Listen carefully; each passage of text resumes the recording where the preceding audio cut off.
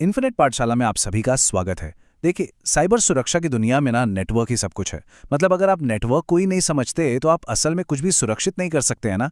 तो आज हम उन जबरदस्त नेटवर्किंग टूल्स के बारे में बात करने वाले हैं जो किसी भी एथिकल हैकर के लिए सच में गेम चेंजर साबित हो सकते हैं।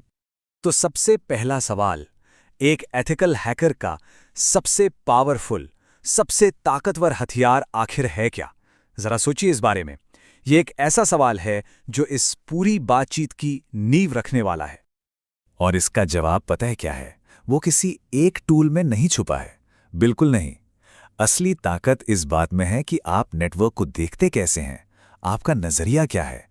तो चलिए अब उन टूल्स को एक एक करके समझते हैं जो सिक्योरिटी प्रोफेशनल्स को नेटवर्क को देखने का एक बिल्कुल ही अलग, एक नया नजरिया देते हैं।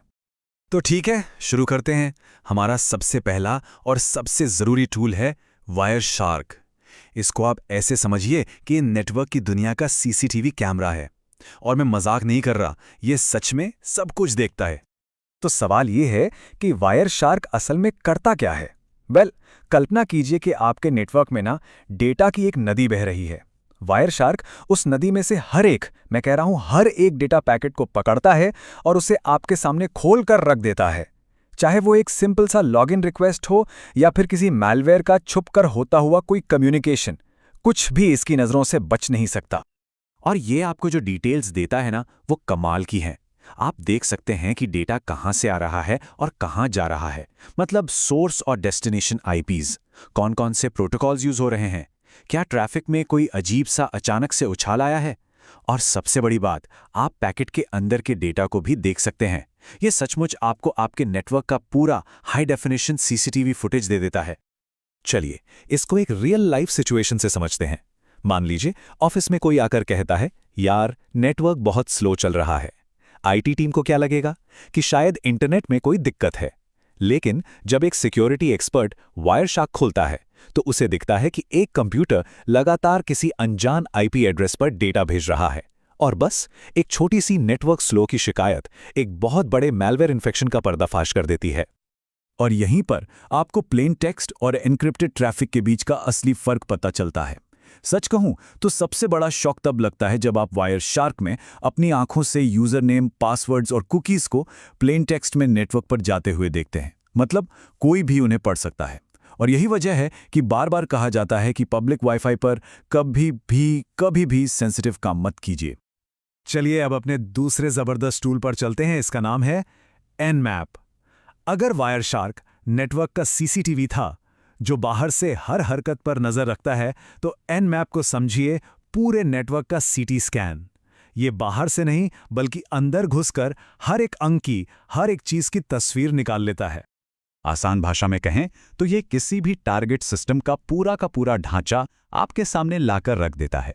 ये आपको बताता है कि कौन कौन से दरवाजे यानी कि पोर्ट्स खुले हैं, उन दरवाजों के पीछे कौन सी सर्विसेज चल रही हैं, और तो और वो सिस्टम कौन सा ऑपरेटिंग सिस्टम यूज कर रहा है।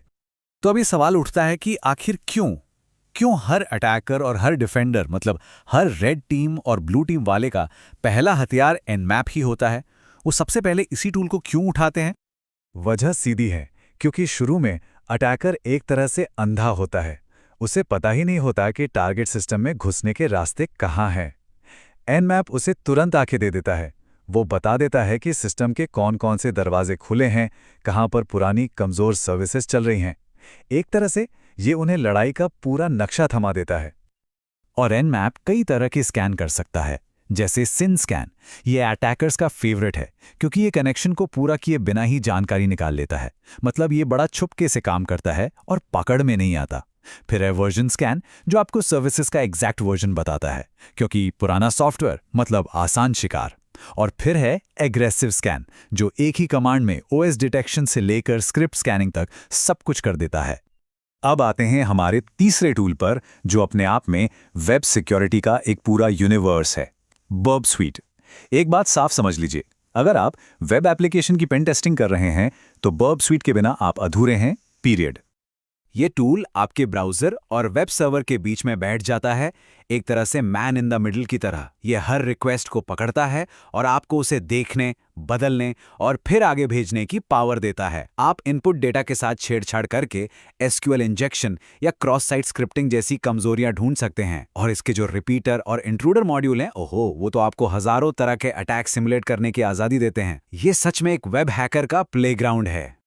हमारा चौथा टूल है नेटकैट। देखिए, इसके नाम में भले ही कैट यानी बिल्ली हो, लेकिन इसकी ताकत किसी शेर से कम नहीं है। इसे साइबर सिक्योरिटी की दुनिया का स्विस आर्मी नाइफ कहा जाता है। क्यों?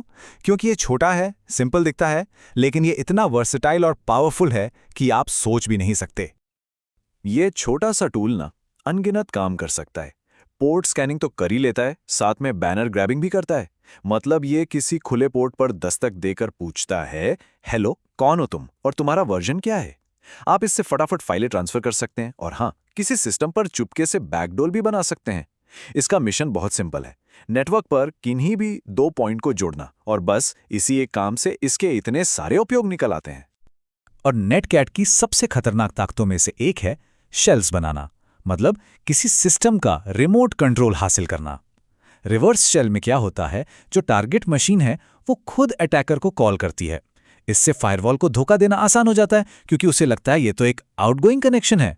और बाइंड शेल में अटैकर टारगेट मशीन के एक खुले पोर्ट पर कॉल करता है। दोनों का मकसद एक ही है, रिमोट एक्सेस। तो हमने वायरशार्क, एनमैप, बर्प सूट और नेटकैट जैसे कमाल के टूल्स देखे, लेकिन इन सब के बाद एक बहुत जरूरी बात समझना बाकी है। असली शक्ति इन टूल्स में नहीं है, बिल्कुल नहीं। असली ताकत है आपकी सोच में, आपकी मानसिकता में। इस एक लाइन को हमेशा याद रखिएगा, टूल्स आपको हैकर नहीं बनाते, अंडरस्टैंडिंग यानी समझ आपको गेम जिताती है। ये टूल्स तो बस हथियार हैं, हथियार चलाना आना चाहिए। असली गेम तो आपकी समझ और आपकी क्रिएटिविटी का है। तो असली नींव कहाँ है? वो इन सवालों के जवाब में छुपी है। एक डेटा पैकेट नेटवर्क पर असल में चलता कैसे है? ARP प्रोटोकॉल इतना खतरनाक क्यों हो सकता है? DNS का गलत इस्तेमाल कैसे किया जा सकता है? जब तक आप इन फंडामेंटल्स को, इन बुनियादी बातों को गहराई से नहीं समझते, दुनिया का कोई भी टूल आपको अपनी पूरी ताकत नहीं दिखा पाएगा। तो मेरा कहना यही है कि हमेशा कॉन्सेप्ट्स और फंडामेंटल्स पर फोकस कीजिए। टूल्स तो बस उन कॉन्सेप्ट्स को रियल वर्ल्ड में अप्लाई करने का एक तरीका है, एक जरिया है। पहले अपनी नींव को मजबूत कीजिए, इमारत तो उस पर अपने आप शानदार बन जाएगी। तो अब जब आप में इस जबरदस्त टूलकिट की एक झलक देख ली है, तो सवाल यह है कि आपका अगला कदम क्या होगा? आप अपनी लर्निंग जर्नी को यहां से आगे कैसे ले जाएंगे? देखने के लिए बहुत बहुत धन्यवाद। हमारे साथ बने रहिएगा।